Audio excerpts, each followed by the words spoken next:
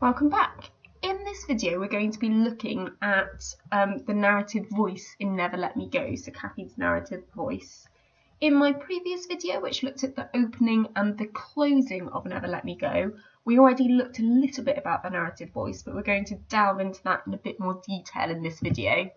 So, first quotation I've picked is, "I don't know how it was where you were, but at Hailsham we had to have some sort of medical almost every week." The first thing you notice about this quotation is the colloquial tone, so the chatty tone.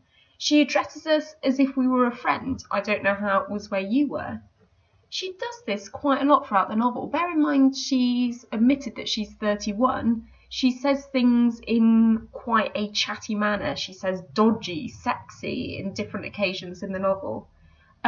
She also talks in a way that we wouldn't expect people to write. She quite often starts her sentences with adverbials. Anyway, and also conjunctions. Lots of sentences start with and but. So we get the sense that rather than this being a written narrative, it's something which is more flowing, something which is more of a conversation, a dialogue, or in this case a monologue, because we don't speak back, between Kathy and the reader. We talked in the last video about how this is first-person narrative. Obviously we can use that term protagonist as well, the fact that Kathy is the hero of this novel. For more on that, I'd suggest looking in my previous video and about how this creates an intimate relationship with the reader. But obviously all of these are things that you can say about the narrative voice.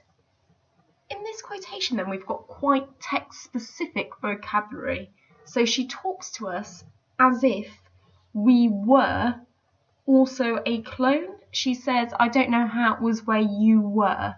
So she speaks to us as the reader as if we were also clones. She talks about in Hailsham she had to have some sort of medical almost every week. Now she doesn't delve into what a medical is. She assumes that we, as the reader, as a fellow clone, know what a medical is. She's using very text-specific vocabulary. Text-specific vocabulary can be to do with Hailsham. She talks about sales, guardians, exchanges, and assumes that we know. And in this case, text-specific about the organ donation programme. She talks about completion, possibles, deferrals, and obviously here medicals. So she assumes that we know what she's talking about, and she avoids going into detail about it, which for most narrators wouldn't be that unusual, but for Kathy, who goes into endless detail about trivial things, this is very unusual that she avoids talking about it. She goes on for ages about that essay that she completes after she leaves Hailsham and moves to the cottages, but she avoids the interesting, the juicy bits about the specifics of the organ donation programme. And this could be partly because of Ishiguro's purpose, his intention for this novel. And he stated that through this novel he wanted to construct a metaphor for human existence, the human condition, the fact that our existence is limited, and that the science fiction elements, or the sci-fi elements as he calls them, were the last piece of the jigsaw. So his intention in this book wasn't to create a science fiction, it was to explore humans, it was to explore human existence. So the fact that he avoids talking about medicals, that he avoids talking about the organ donation programme, could be partly because he wants this novel not to be a science fiction text, but to explore human life, but to explore Kathy as a person and her reactions to the situations around her. There's also another reason that he could be avoiding these, which I'll explore on the next slide.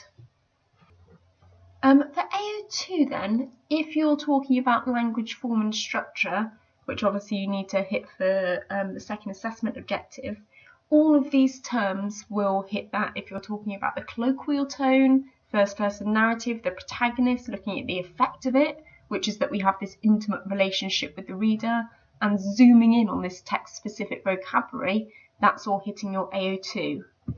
AO3 context, lots of people really struggle with getting into this novel. It's not as obvious as it is with some of the other texts, but with Never Let Me Go, you can talk about the purpose, talk about the form of it. So if you're mentioning things about science fiction novels or realist novels, that is still hitting your AO3. The second quotation then is this one, the drugs and the pain and exhaustion.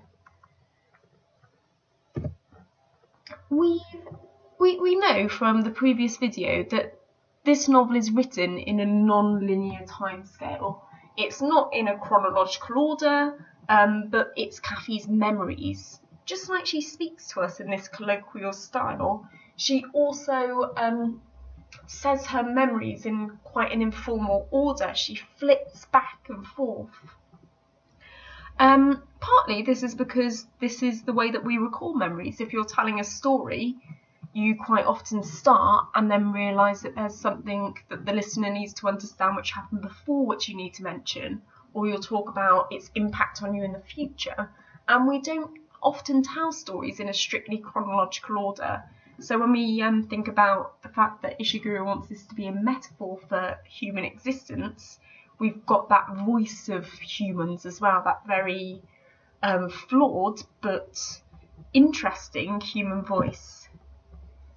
This also helps to create this realistic and spontaneous feel. So in the last slide I talked about how this could be a realist text, and this gives this sense of realism. We sometimes think that it is, we forget that Kathy's a narrator, she's a construct, but we believe that she's a real person because she sounds so human-like, she sounds so real in this narrative voice.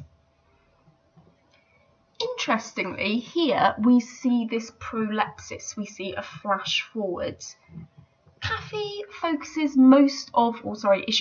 focuses most of Kathy's narrative on the past. She looks back to Hailsham. Remember, at the end she says that all she has left is her memories. She won't lose her memories. So she's constantly looking back.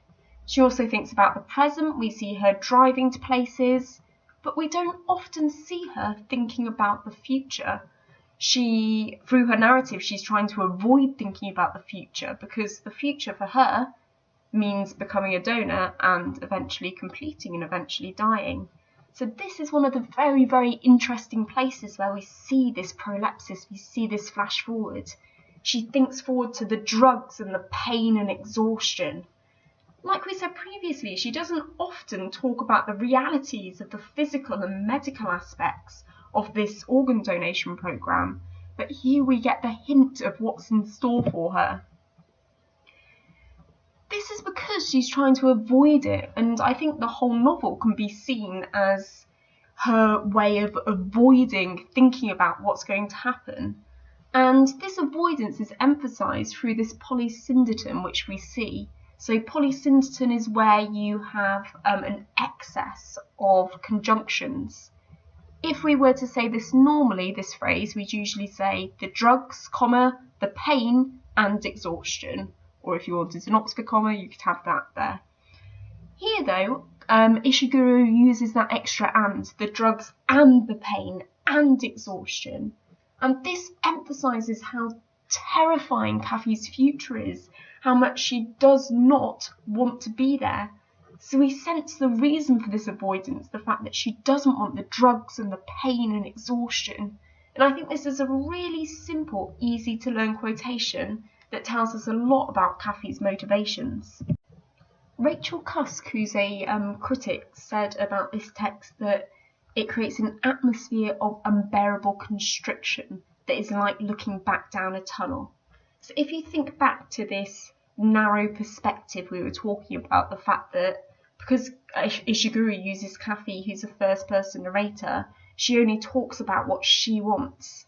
As a reader, or as a reader myself, I quite like to hear more about the organ donation programme, about why they're doing it, about the technicalities of it, but Kathy avoids it, and that's frustrating for us as a reader because we want to know more. And the fact that she avoids talking about it till one of the very last chapters when she explains fully about what Hailsham is and why it's happened when Miss Emily and Madame talk to Kathy and Tommy.